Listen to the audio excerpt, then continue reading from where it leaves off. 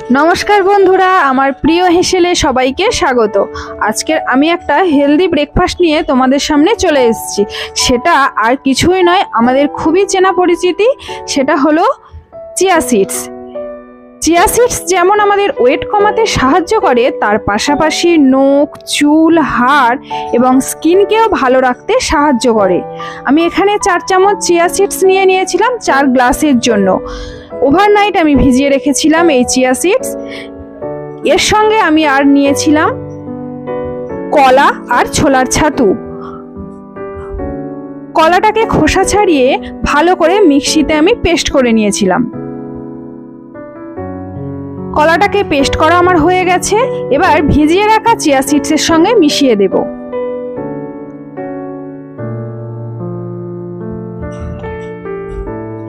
এর সঙ্গে মিশিয়ে দেব ছোলার ছাতু।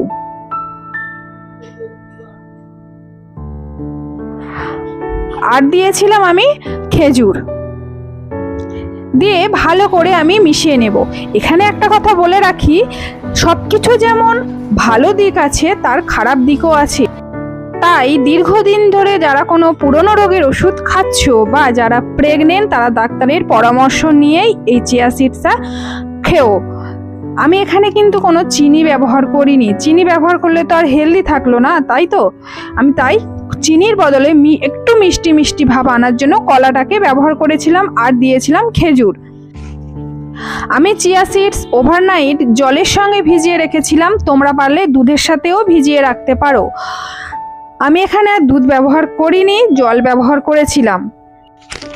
তাহলে রেডি আমাদের healthy breakfast chia seeds pudding.